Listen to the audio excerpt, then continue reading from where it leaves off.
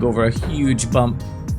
Whoa, we almost lose control of the car there. What on earth is this bit here? Oh boy, missed that pothole and missed that one as well. I didn't see this one. Oh, that's bad. That's really bad.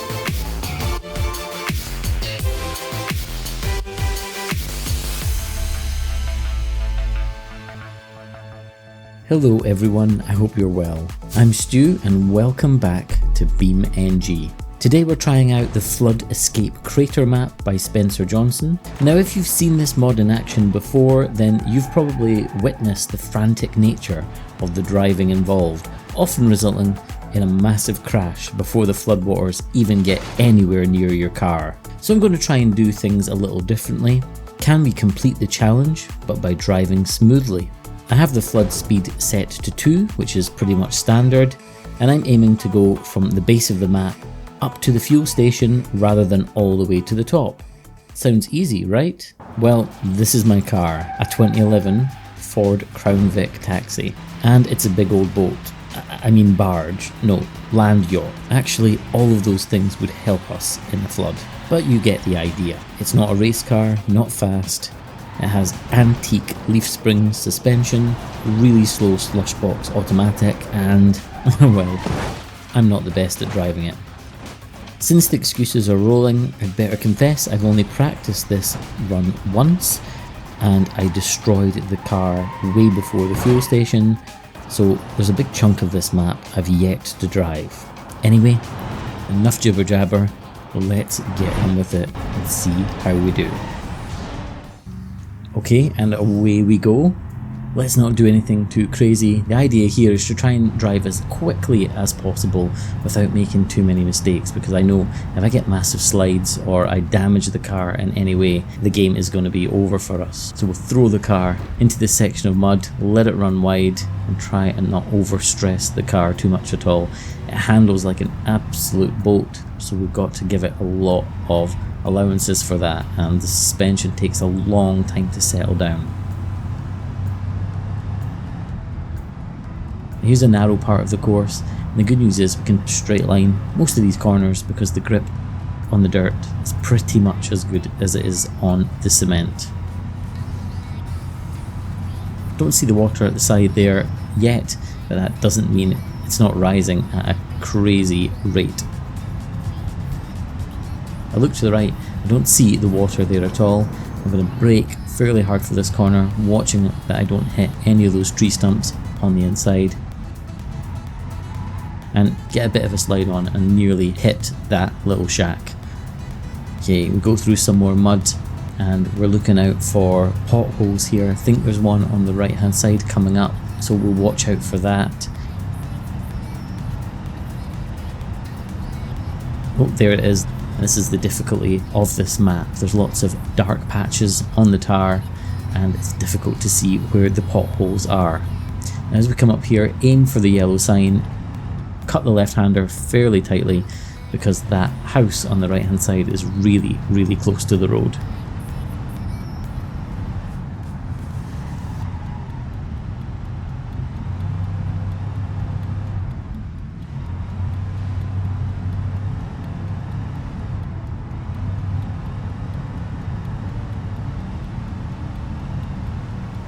So careful through this part with all of these trees, and the bumps really unsettle this car.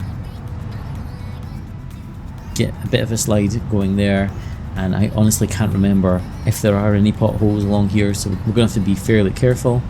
Oh yeah, here it is, the massive pothole. Got to take to the side of the road in order to miss it.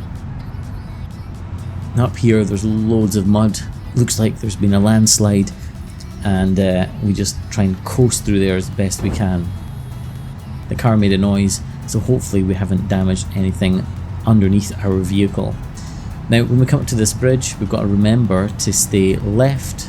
We've got to make sure we don't cut the entry to this bridge on the right hand side, because there's a massive hole there, and then brake fairly late and very hard into this twisty off-camber section. Now I don't know any of the map beyond this point, because it was just about at the bridge that I destroyed the car on my practice run, so I'm trying to go as fast as I possibly can.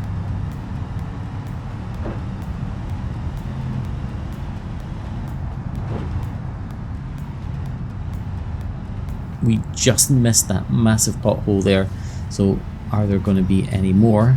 Doesn't look like any for this part of the run. And I see a tunnel. Or is it a bridge? Yeah, there's a bridge, so let's... Oh! That was a little rough. Entry to the bridge was a little bit rough there, and brake hard on the way out. And we've hit the edge of the bridge on the way out. Again, hopefully it hasn't done too much damage to the car.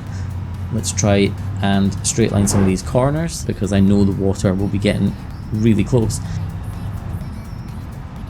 And missed that pothole, and missed that one as well. I didn't see this one. Oh, that's bad. That's really bad. Hope that hasn't damaged the car.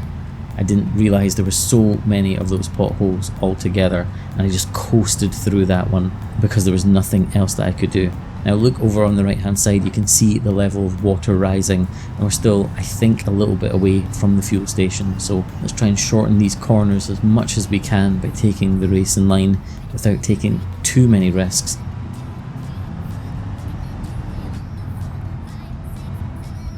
Oh, and that bump there really unsettled the car. I thought we were going to head straight for the cliff face. I can see the water at the right hand side, and we just have to be as quick as we can now because it's rising so quickly. Concrete barriers, so this must mean there's a sharp turn, and yeah, fairly sharp.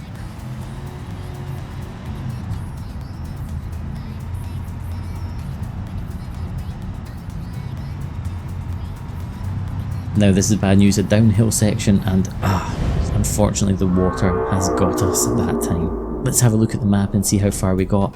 Here's the car, and we were just literally round the corner from the fuel station we needed to be at. So maybe I should have taken a few more risks early on in my run, but not too bad for the first attempt at this map. I'd like to stick with the taxi if possible, so let's give it a bit of an upgrade. Let's put racing front and rear tyres on. Let's put on race brakes as well, with those cool red calipers hiding behind the steel wheels. Let's fit a sport exhaust, which should provide a bit more power, and I was debating doing this or not, but yeah, let's go for a stage 1 supercharger. And we're going to keep the same engine size, but upgrade from the 2-valve to 4-valve per cylinder model. Let's fit a sport ECU, and because the 4-speed automatic transmission was so bad, let's go for the 6-speed auto. I've intentionally not changed the suspension settings because I'd like the car to look as standard as possible, but I have fitted an upgraded radiator. So let's give this a try. And instantly, this car is so much quicker. And it doesn't sound too bad at all, does it?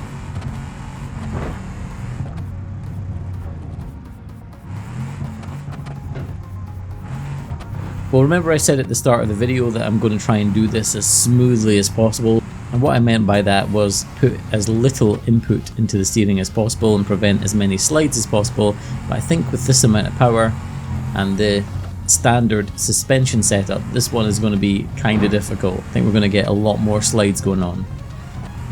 This thing is really hard to drive, and I'm noticing as I drive over muddy parts, we've really lost traction because we've got those slick tyres. And even in the straight line, when you go onto throttle, it really wants to snap on you.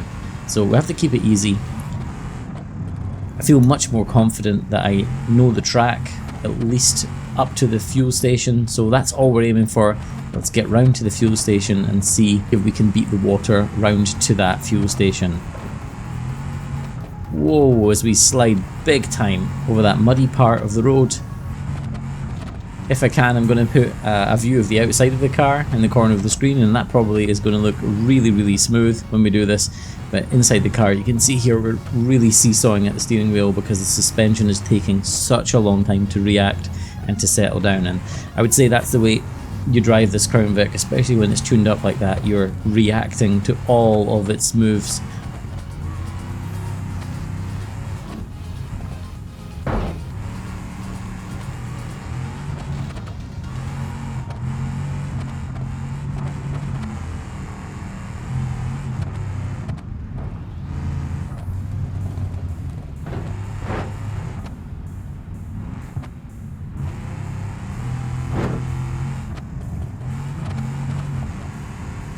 We're doing okay so far, we've not inflicted any damage. There's certainly lots of bumps as we go over some of this parts of the course.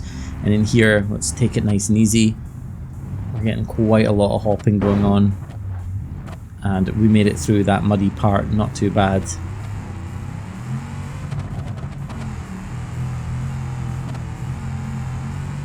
So we've got to watch out for that massive hole on entry to the bridge. And the brakes were never bad before, but with these race brakes, they feel so much better. They've got so much more bite in them, and the car doesn't really fishtail so bad on the bumps.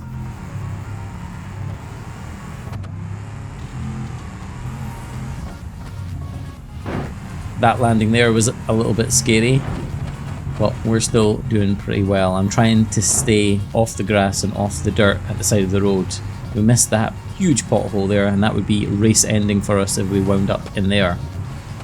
Now round this corner we come over to the bridge. Do I want to take the bridge or do I take the long way round? I think we'll try the bridge again, but we're not going to take any chances. We brake nice and early. We don't want to inflict any damage. It's almost as if you're driving on ceramic tiles going through there, and the car has zero grip, and that's why I bumped into the side of the bridge on the first run. Now this bit I do remember now, and this is where there are 4 different holes. One on the left, we've got that one out of the way, one on the right, another one on the left, and the last one on the right. Now it wasn't too far past here that we got to the last time. I know it was a dip in the road where the water levels were just getting too high for us. This bit I find quite difficult because you really are in the shade and it's hard to pick out holes in the road. I know there's a big one coming up at this right hand corner here and the hole's on the right side, so we're going to stay left, and there it is there, we just clipped it. Oh, and another hole and another bump to unsettle the car, and we're doing good. I can't even see the water down there, so we're obviously much quicker. I'm not watching the clock, but I do feel like we've got up here so much better, even if the car is way more of a handful. This is a tight corner with the concrete blocks. We negotiate that just fine. I have to say these slick tyres do give you a lot of confidence, but I'm not going to be forced into a mistake. Oh, there was a huge hole there, did you see that? We managed to just skip over it, I think thanks to our long wheelbase. That corner didn't feel good at all. I could have easily gone off the road there. Thank God I was standing on the brakes.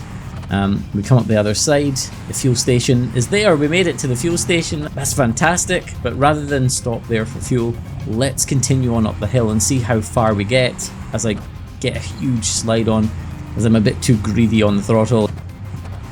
There's another pothole, we seem to just skip over them because this thing is an absolute beast of a car. Lots of left rights here to catch you out. I've never ever driven on this part of the road, so I've got no idea what's going to come next, so forgive me for driving a little bit more in the centre of the road and for not taking too many chances here. This one's a tight left-hander and it's hard to see where this road is going to go.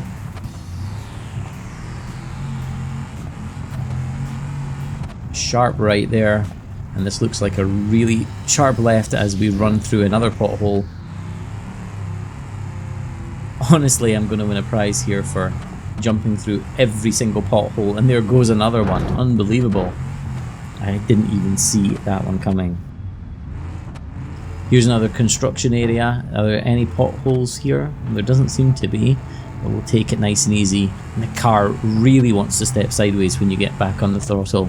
In fact, the tyres feel slippy for quite a while afterwards. Okay, lots of rocks on this part of the track.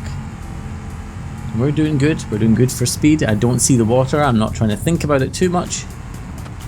And the road narrows with these rocks. Let's get through there safely. We do not want to burst our race slicks.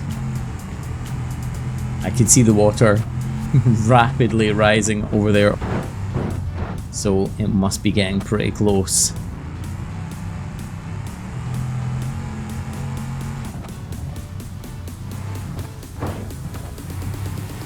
And it feels like this track is going on forever.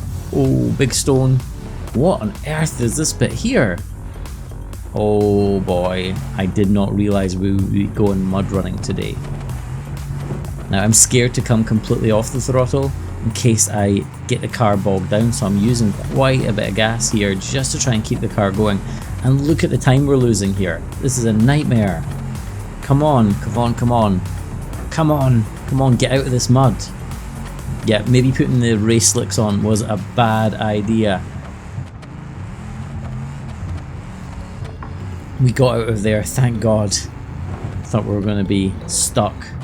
Well, we've lost a whole lot of time through that part. I had no idea there'd be so much deep mud to get through. I don't know if there's a shortcut I could have taken. But anyway, the water is getting closer. There's a low part in the road, but no damage done.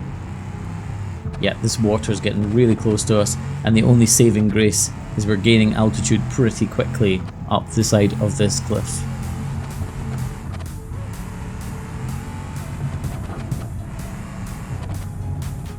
Sharp left. Again, I don't want to take too many chances and run the car wide.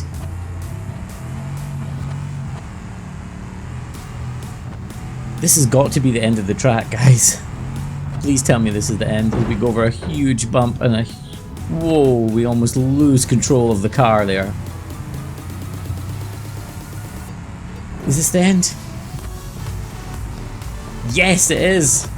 We made it to the end of the track in the old Crown Vic, albeit a modified one. And we made it well in advance of the water getting up there.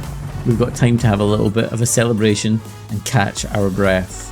And although that wind feels really great, I do have to remember that this was only on the regular difficulty setting. So we're going to have to try this one again, maybe with a different vehicle, and see if we can do it on the more difficult settings. But the old Crown Vic did serve us well. And like all things on this map, the water finally got us in the end. Well folks, that's going to do it for today's video. I hope you've enjoyed it. I really want to make some more content on this map, so please leave some suggestions for me in the comments below.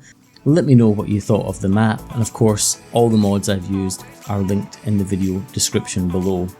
If you've enjoyed, you know what to do, but most importantly, have a fantastic day, and until the next one, take care.